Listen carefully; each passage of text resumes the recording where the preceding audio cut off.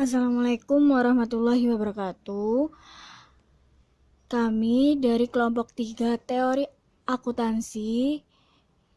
Saya Yuli Rodia dan rekan saya Irza Afia, Muslihatun, dan Zulfikar yang akan mempresentasikan bab biaya dengan dosen pengampu Bu Hidayatul Husna SPD MSc.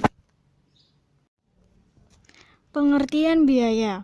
Pengertian biaya tidak dapat dipisahkan dengan pengertian kos dan aset dan juga rugi.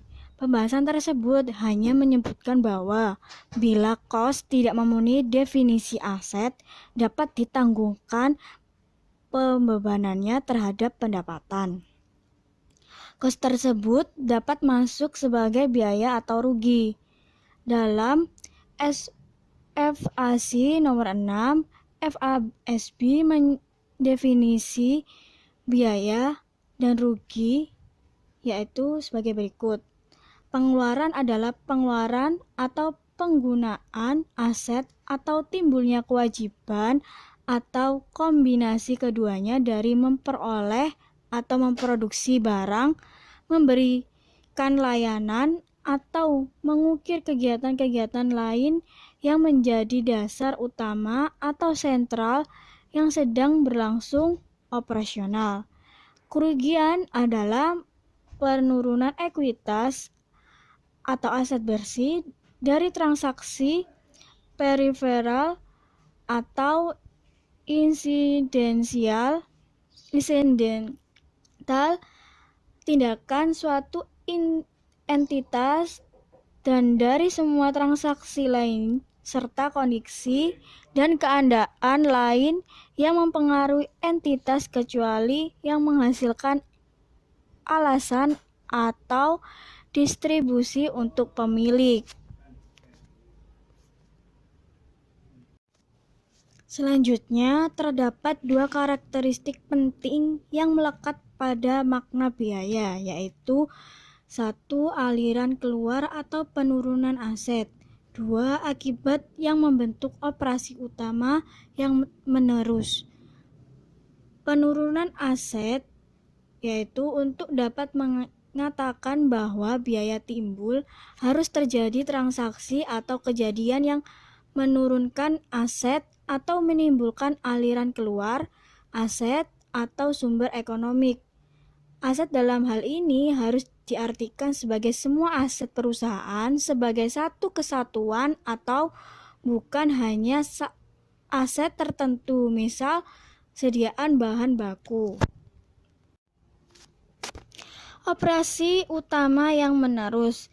Tidak semua penurunan atau konsumsi aset membentuk biaya. Agar menjadi biaya konsumsi tersebut harus berkaitan dengan kegiatan utama atau sentral kesatuan usaha.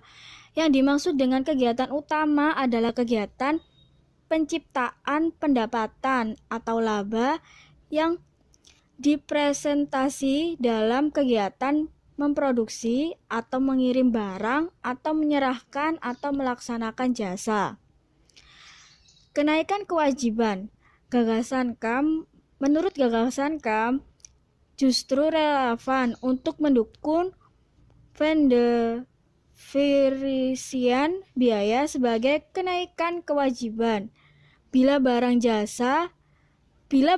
dan jasa telah dimanfaatkan oleh perusahaan, tetapi perusahaan tidak mengakuinya sebagai aset sebelumnya, atau perusahaan belum mengakui kewajiban atas penggunaan barang dan jasa yang dikuasai pihak lain,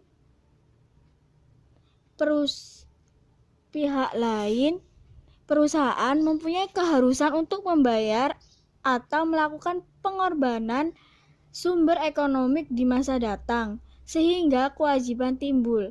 Sebagai contoh adalah tarif fee pengiriman barang oleh perusahaan ekspedisi yang belum dibayar perusahaan. Jasa pengiriman telah dikonsumsi dan menimbulkan pendapatan, sehingga biaya yang harus timbul diikuti dengan kenaikan kewajiban.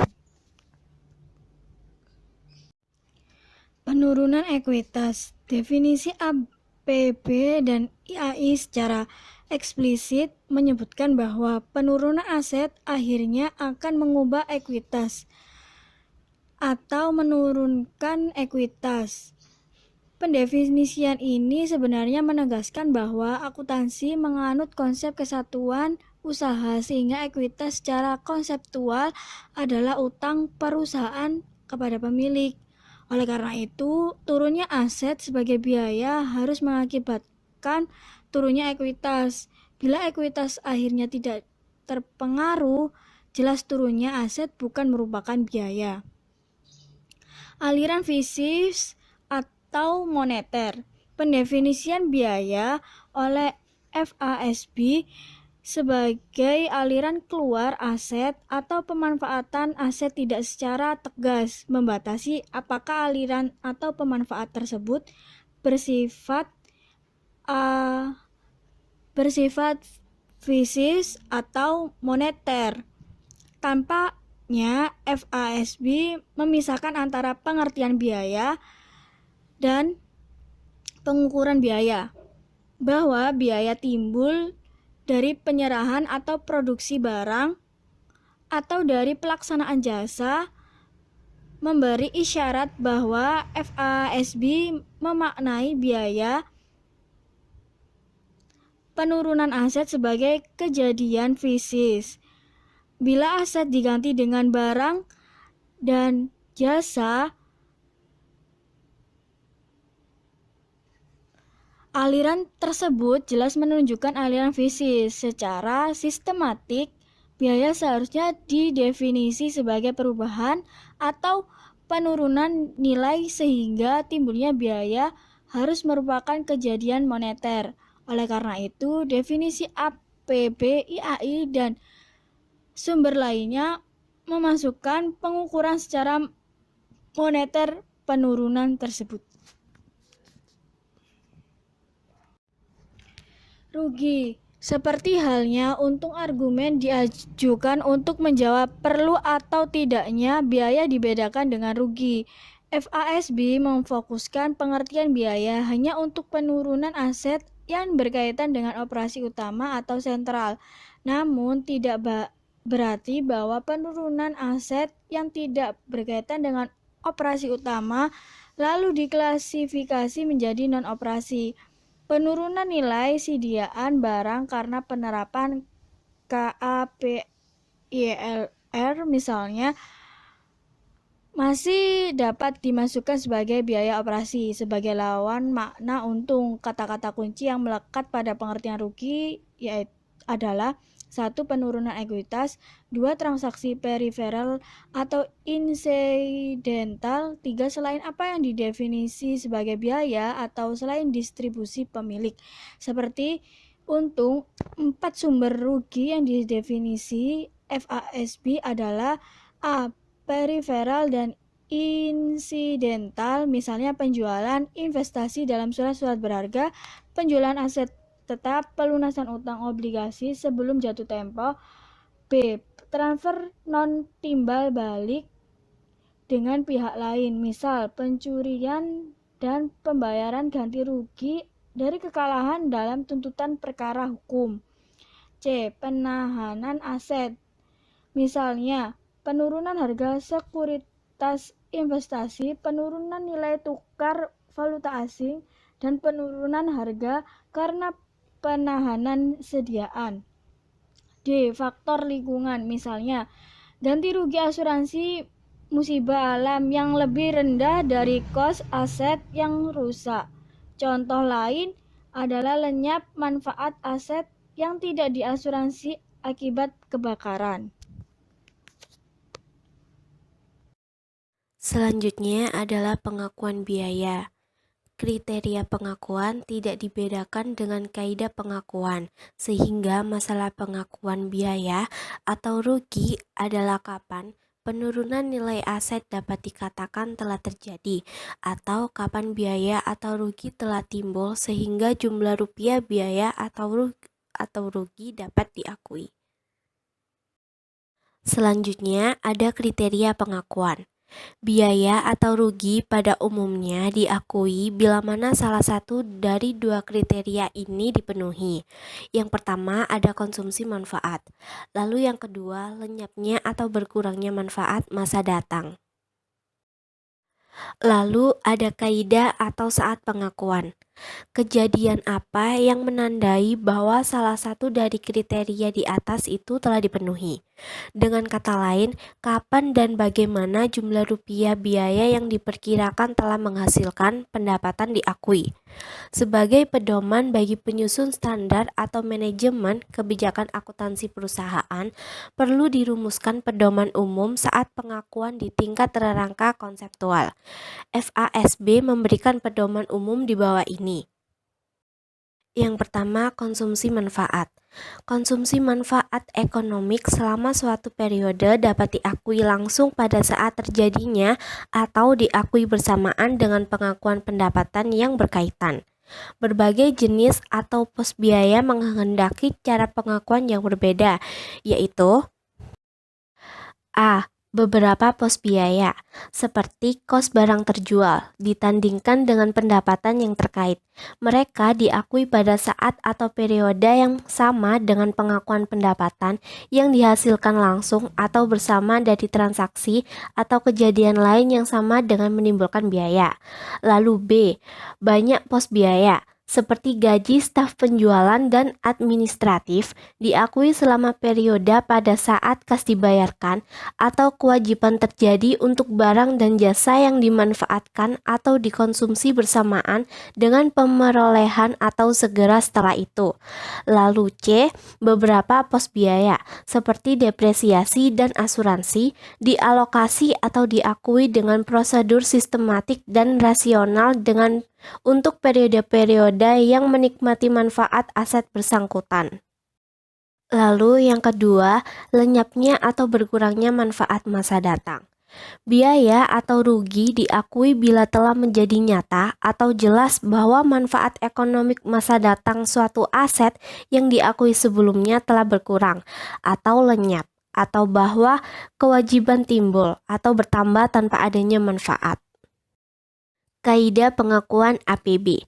Kaidah pengakuan di atas sebenarnya dilandasi oleh basis asosiasi yang oleh APB disebut sebagai prinsip pengakuan biaya pervasif atau WAS. Hubungan kos dan maya.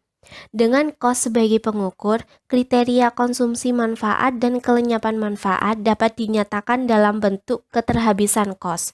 Kriteria konsumsi lebih berkaitan dengan pengakuan biaya, sehingga kriteria ini oleh Patton dan Littleton disebut keterhabisan kos penciptaan pendapatan. Sedangkan kriteria kelenyapan lebih berkaitan dengan rugi, sehingga kriteria ini dapat disebut keterhabisan kos non penciptaan pendapatan. Selanjutnya ada proses dan konsep penandingan.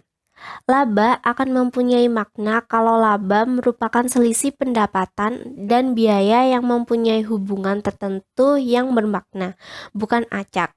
Dua tahap kritis perlakuan kos adalah pengakuan atau aliran masuk sebagai aset dan pembebanan atau aliran keluar sebagai biaya.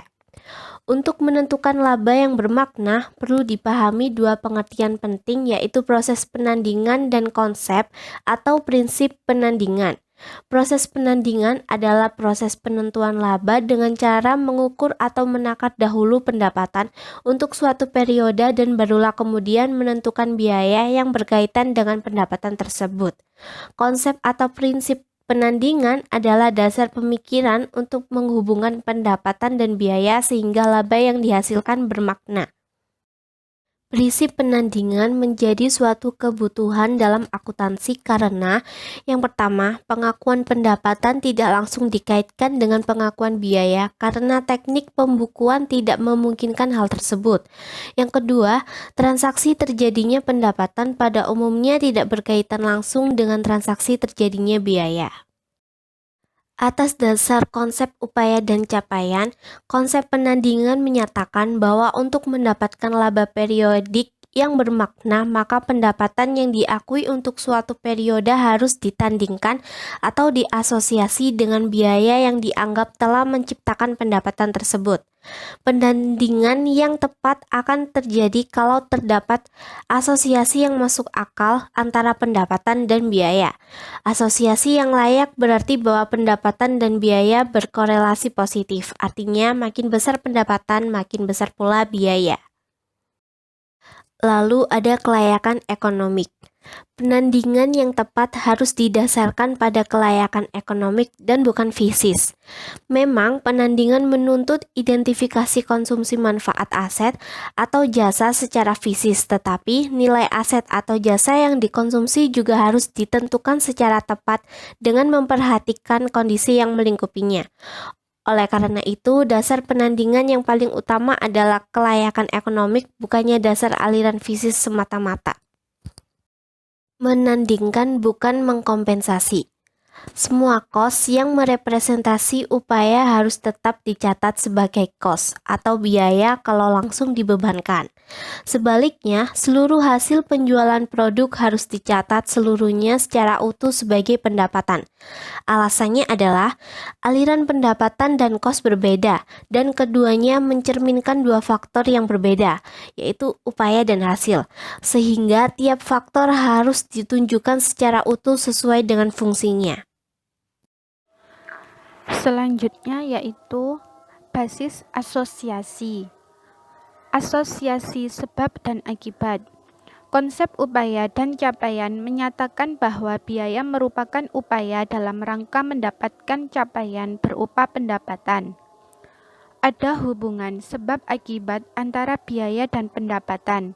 Basis perbandingan yang paling masuk akal adalah sebab akibat, walaupun basis ini lebih merupakan asumsi daripada kenyataan.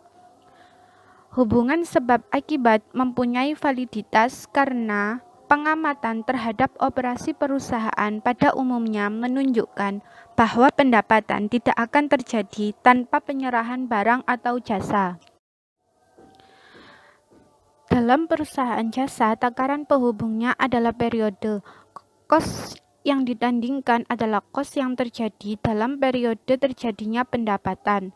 Untuk perusahaan pemanufakturan, penandingan ini disebut dengan penandingan periode atau period matching. Dan dalam perusahaan pemanufakturan, produk fisis dapat digunakan sebagai sarana atau takaran hubungan sebab akibat. Secara umum, dapat dikatakan bahwa semua kos produksi yang wajar dan perlu harus dilekatkan pada unit produk dan baru diakui sebagai biaya pada saat produk tersebut terjual.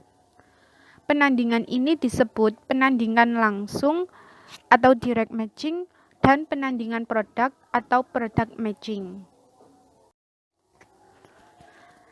Dalam penandingan langsung ada beberapa masalah teknis. Masalah tersebut adalah 1. Identifikasi kos produk. Produk terjual merupakan takaran penandingan. Masalah teknis yang timbul adalah tidak semua kos potensi jasa dapat dengan mudah dikaitkan dengan unit produk. Demikian juga, tidak semua unsur kos produksi dapat secara langsung dikaitkan dengan unit fisis produk atau dengan suatu angkatan produksi. Salah satu pemecahan masalah penandingan yang tepat adalah sediaan barang dan kos barang terjual hanya memuat kos variabel, sementara kos tetap dipecah secara proporsional sesuai dengan perbandingan sediaan dan kos barang terjual. 2. Produk usang atau musiman. Permasalahannya adalah apakah kos produk musiman yang tidak terjual merupakan sebab atau bukan. Patton dan Littleton menegaskan bahwa penandingan harus didasarkan pada kelayakan ekonomik.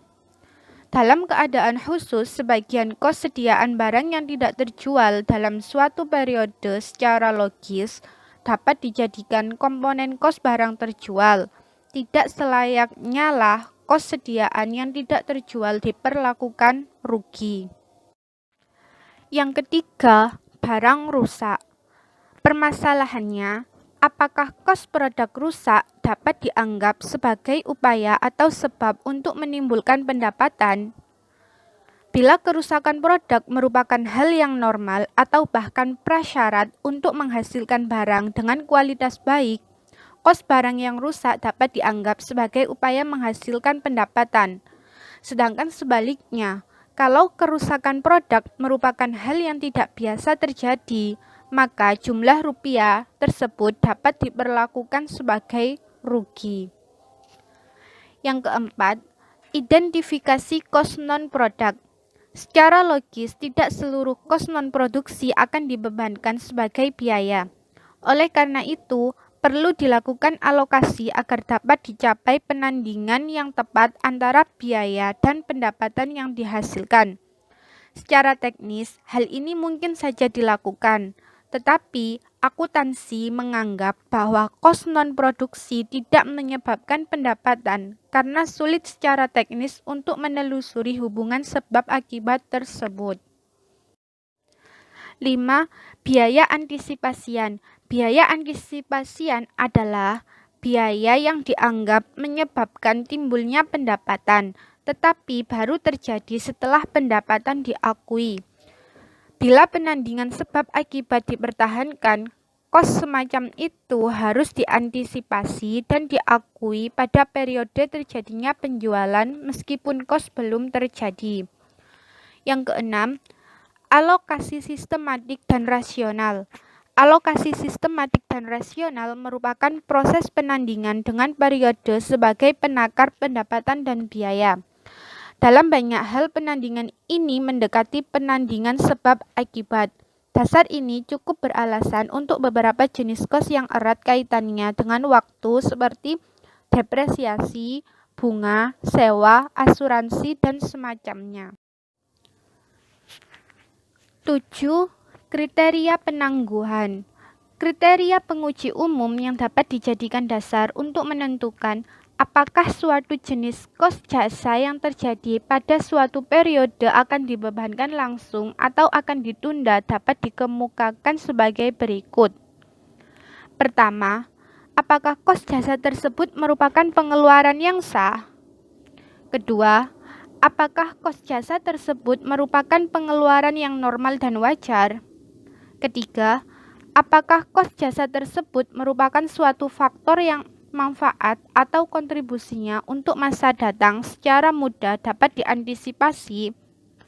Keempat, apakah kos jasa tersebut merupakan jenis pengeluaran yang terjadi berulang-ulang tiap periode? Yang kedelapan, alokasi kos bergabung atau bersama. Karena karakteristik operasi perusahaan pada umumnya, penentuan kos produk secara tepat membutuhkan alokasi untuk kos bergabung atau kos bersama. Betapapun dasar alokasi tersebut agak bersifat arbiter. Kedua jenis kos ini sama-sama merupakan kos fasilitas, kegiatan, proses, atau departemen jasa. Akan tetapi keduanya berbeda dalam hal penyerapan oleh produk. 9. Alokasi bukan sarana pemerataan laba. Dalam akuntansi manajerial dikenal metode yang disebut pengkosan normal. Dengan metode ini, cost overhead dibebankan ke produk atas dasar tarif taksiran untuk suatu periode. Kemajuan dan reputasi suatu perusahaan harus ditunjukkan dengan kinerja sebenarnya, bukan semata-mata dengan permainan angka. Untuk mengatasi fluktuasi laba tahunan, cara terbaik adalah menerbitkan serangkaian statement laba rugi tahunan seperti apa adanya, bukan serangkaian statement laba yang telah diratakan. 10. Pendekatan non-alokasi. Thomas menyatakan bahwa alokasi hanya dapat dipertahankan bila 3 karakteristik berikut terpenuhi. Yang pertama, ketertambahan. Kedua, ketakraguan. Ketiga, keterpertahankan. 11. Pembebanan arbiter. Kalau tidak ada alasan yang kuat untuk menunda pembebanan kos untuk mencapai penandingan sebab akibat dan juga tidak ada dasar alokasi yang layak, suatu kos biasanya akan langsung dibebankan dalam periode terjadinya. Ini berarti bahwa kos ditandingkan dengan pendapatan secara arbiter. Konsep yang melandasi pembebanan semacam ini semata-mata adalah kepraktisan. Penyajian kos-kos biaya. Dapat disimpulkan bahwa penakar yang paling ideal adalah unit produk karena pendapatan diciptakan dengan menyerahkan produk atau direpresentasi oleh kos produk. Oleh karena itu, tiap unit produk menyerap semua jenis kos operasi, meliputi produksi, penjualan, administrasi, dan pengumpulan piutang. Berikut adalah bagan basis asosiasi dan klasifikasi biaya dalam statement laba rugi.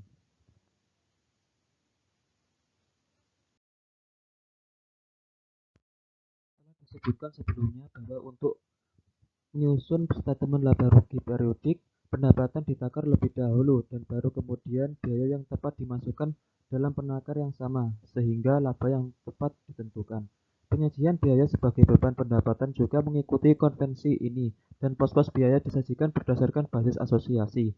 Hal yang perlu dicatat adalah penyajian itu bukan dimasukkan untuk pemeringkatan pengungkapan secara informatif. Masalah pembebanan kos dan basis asosiasi di atas berlaku untuk semua jenis potensi jasa. Masalah terjadi dalam hal sediaan dan aset tetap, khususnya fasilitas fasis yaitu gedung atau pabrik dan perlengkapan. Sediaan. Secara umum, masalah teoritis sediaan berkaitan dengan pengukuran kos barang terjual dalam rangka penandingan dengan pendapatan dan masalah penilaian. Pengukuran dan penilaian sediaan pada akhir periode dapat dinyatakan sebagai berikut. Yang pertama, penentuan besarnya kos barang terjual untuk dibandingkan dengan penjualan sehingga dapat ditentukan besar labanya perusahaan. Yang kedua, penentuan nilai sediaan sebagai unsur aset lancar perusahaan. Metode asosiasi atau asumsi aliran kos yang telah dikenal adalah: yang pertama, identifikasi khusus. Yang kedua, masuk pertama, keluar pertama. Yang ketiga, rata-rata berbobot. Keempat, sediaan normal atau minimal. Yang kelima, masuk terakhir, keluar pertama. Yang pertama, identifikasi khusus. Penandingan yang tepat antara pendapatan tertentu dan kos tertentu. Metode ini adalah yang paling ideal. Meskipun dikatakan ideal, tapi juga ada kelemahan antara lain: A. Pendapatan khusus ditandingkan dengan kos khusus karena pendapatan perusahaan merupakan hasil dari seluruh upaya perusahaan atau tidak memberi nilai tambahan informasi. Yang B. Untuk jenis barang yang homogen dan harganya relatif lebih murah, metode ini menjadi terlalu mahal dan tidak sepadan dengan nilai tambahan informasi yang diperoleh. C. Kalau fluktuasi harga sangat mencolok, metode ini dapat digunakan sebagai alat manipulasi laba atau earning management. Yang kedua, masuk pertama, keluar pertama. Metode ini berasumsi bahwa faktor kos mengalir melalui perusahaan secara berurutan atau tidak saling mendahului. Metode ini sangat logis dalam merefleksikan asosiasi sebab akibat karena sangat sederhana dan jelas untuk memecah kos ke dalam dua komponen atau sediaan dan barang terjual.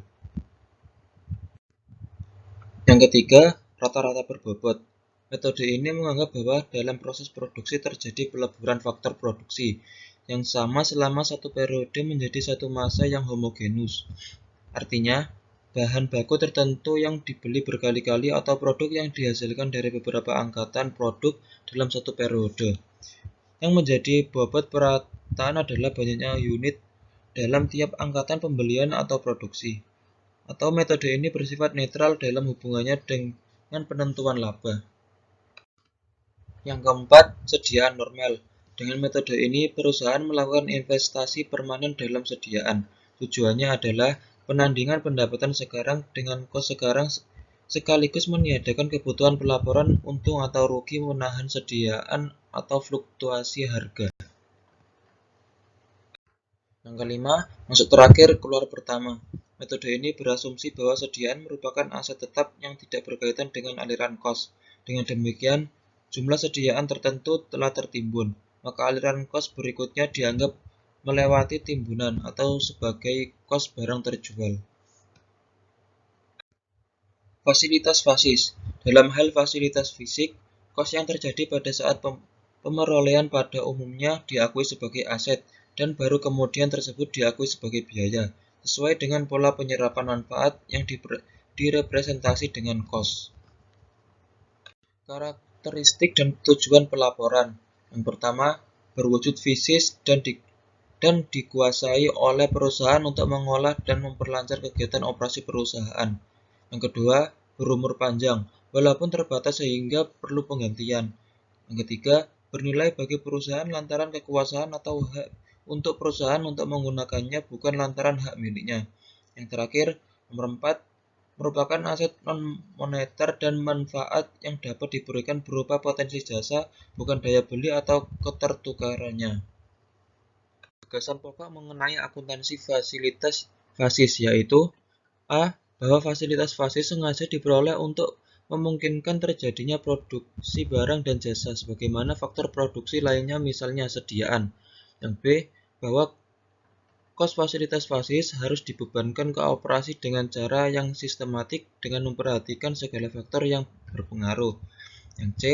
Bahwa kos fasilitas fasis yang berkaitan dengan kegiatan operasi di masa mendatang pada hakikatnya merupakan suatu bentuk beban tanggungan dan harus dilaporkan di neraca dalam kelompok dan dengan nama yang tepat.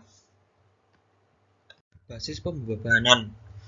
Fasilitas fasis memberi kontribusi jasa ke operasi berupa kapasitas atau daya. Oleh karena itu, kos daya atau fasilitas fasis tersebut jelas harus diserap menjadi kebagian kos produksi dan akhirnya menjadi beban pendapatan. Masalah yang berkaitan dengan fasilitas fasis adalah penentuan kapasitas taksiran dalam kondisi tertentu dan pola penyerapan manfaat sampai dapat dikatakan bahwa manfaat tersebut habis dan penyerapan manfaat tidak dapat diobservasi secara langsung atau dasar kelenyapan secara fasis. Makna depresiasi dari segi akuntansi merupakan suatu proses alokasi kos secara sistematik dan rasional dan jumlah rupiahnya diukur atas dasar bagian kos potensi jasa yang dianggap telah dimanfaatkan dalam menciptakan pendapatan.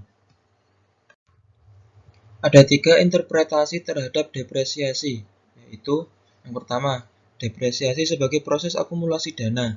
Yang kedua, depresiasi sebagai pemulihan investasi. Yang ketiga, depresiasi sebagai proses penilaian. Depresiasi sebagai sarana penandingan kos dengan kontribusi pendapatan neto. Pemaknaan depresiasi ini sebenarnya sama dengan pemaknaan depresiasi secara konvensional, yaitu alokasi kos atas dasar pola penyerapan. Perbedaannya adalah pola penyerapan tidak langsung didasarkan atas penyerapan jasa, tetapi atas dasar pendapatan neto yang dihasilkan oleh fasilitas fisik bersangkutan. Dengan pemaknaan ini, kos disebar selama umur aset atas dasar proporsi atau rasio kos terhadap kontribusi pendapatan neto total sebagai berikut. Nah, atas dasar rasio di atas, depresiasi untuk suatu periode dapat ditentukan sebagai berikut. R dikalikan K. Nah, contoh pada gambar titik 9 yaitu depresiasi atas dasar rasio kos terhadap kontribusi pendapatan neto, yaitu tahun pertama 1.200.000 dikalikan rasio 0,60, yaitu depresiasinya 720.000 dan seterusnya, dengan total kos yaitu 2.760.000. Metode alokasi. Bila depresiasi dimaknai sebagai alokasi kos secara sistematik dan rasional, bukan sebagai proses penilaian, metode manakah yang dapat disebut sistematik dan rasional? Metode yang paling rasional adalah metode yang mendasarkan diri aliran penyerapan kapasitas jasa tersebut. Dengan kata lain, metode yang paling tepat adalah metode unit produksi. Kesulitan utama yang dihadapi metode ini adalah penentuan kapasitas total yang dapat dihasilkan selama umur ekonomik aset bersangkutan. Hubungan depresiasi dan laba. Penentuan laba haruslah merupakan akibat suatu upaya untuk mengungkapkan kenyataan objektif yang ada tanpa memperhatikan berapa akhirnya laba yang terjadi. Lagi pula, walaupun akuntansi menganut asas himpun akrual, hal ini tidak mengisyaratkan bahwa laba periodik harus sama tiap tahunnya. Jadi, meskipun tetap dituntut untuk menaksir depresiasi tahunan secara sesama, rasional, dan objektif, hendaknya tidak ada pikiran sama sekali untuk mempengaruhi besarnya laba. Koreksi terhadap kesalahan taksiran, mengingat kesulitan dalam meramalkan saat pemberhentian unit fasilitas fisik, program depresiasi tidak memberikan hasil yang sama persis dengan kenyataan setelah berjalannya waktu. Kalau program depresiasi yang dijalankan tersebut ditentukan secara seksama dan objektif dengan mempertimbangkan semua faktor yang ada, perbedaan antara taksiran dan kenyataan merupakan suatu hal yang tak terhindarkan. Perbedaan juga disebabkan oleh ketidaksamaan atau kekeliruan. Apapun sebabnya, perbedaan yang akhirnya muncul paling tidak merupakan suatu indikasi bahwa kesalahan yang telah terjadi sehingga koreksi taksiran harus dilakukan. Lalu selanjutnya adalah tanah. Fungsi tanah untuk menyediakan jasa ditempati tanpa batas waktu cukup menjadi alasan kebijakan untuk memperlakukan kos tanah sebagai investasi permanen dalam fasilitas produksi. Karena karakteristik kos tanah sebagai investasi permanen, tanah tersebut perlu dipisahkan dari fasilitas fisik lain yang dapat didepresiasi dalam pelaporannya. Tanah bukan hak milik permanen. Kos tanah sewa guna, tanah hak guna bangunan, atau bentuk investasi non-permanen lainnya dalam bentuk tanah harus secara sistematik dibebankan ke produksi selama umur ekonomik atau selama jangka kontrak. Dalam kondisi tertentu, tanah pertanian tidak dapat diperlakukan sebagai investasi permanen. Dalam keadaan seperti ini, akuntansi yang sehat menghendaki pemisahan kos tanah menjadi bagian yang dimasukkan sebagai kos sisa tanah, kalau ada, dan bagian yang menunjukkan kos elemen tanah yang dapat habis jasanya, atau potensi jasa tanah untuk ditanami. Kemudian ditentukan alokasi kos sistematik yang tepat untuk bagian kedua tersebut. Untuk selanjutnya adalah sumber alam. Sumber alam yang akan habis melalui proses penambangan dan tidak dapat diperbarui atau diganti sering disebut dengan aset habis pakai. Kos sumber alam aset habis pakai harus diserap secara sistematik ke produksi atas dasar pengambilan atau konsumsi. Kos yang diserap ini disebut depresi. Depresi sebagai kos atau upaya untuk menghasilkan pendapatan harus ditentukan secara objektif dan rasional tanpa memperhatikan pengaruhnya terhadap laba bersih. Lalu ada aset tak berwujud.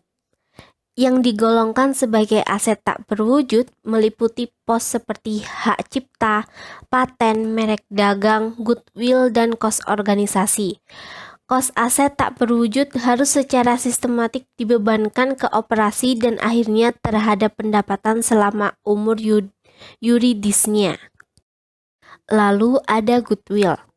Goodwill adalah selisih lebih jumlah rupiah tunai atau setaranya yang dibayarkan oleh perusahaan pembeli di atas nilai pasar wajar atau nilai buku kekayaan fisik perusahaan yang dibeli.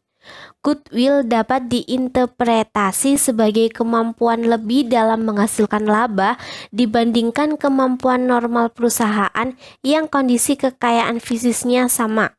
Kemampuan lebih tersebut dapat diperoleh secara terpisah dengan jalan membeli hak monopoli atau cara lainnya. Secara akuntansi, goodwill tidak dapat ditimbulkan sendiri oleh perusahaan tetapi harus melalui pembelian suatu perusahaan yang sedang berjalan. Selanjutnya, kos organisasi. Pengeluaran-pengeluaran yang terjadi sebelum perusahaan mulai beroperasi biasanya ditampung dalam satu akun menjadi kos pendirian atau kos organisasi. Pengeluaran tersebut meliputi kos pencetakan saham, tarif akte notaris, pengeluaran untuk izin perusahaan, dan kos kegiatan selama proses pendirian. Kos organisasi diperlukan sebagai aset tak berwujud karena kos tersebut tidak dapat dikaitkan dengan aset tetap berwujud yang ada dalam perusahaan. Lalu yang terakhir, penyajian biaya. Penyajian biaya tidak dapat dilepaskan dari penyajian pendapatan dan sarana, untuk itu adalah statement laba rugi. Penyajian elemen pendapatan, untung, biaya, dan rugi bergantung pada konsep tentang apa saja yang membentuk laba. Materi yang telah kami sajikan mengambil dari sumber berikut ini. Sekian presentasi dari kami. Apabila ada kekurangan dan kesalahan, mohon dimaafkan. Terima kasih. Wassalamualaikum warahmatullahi wabarakatuh.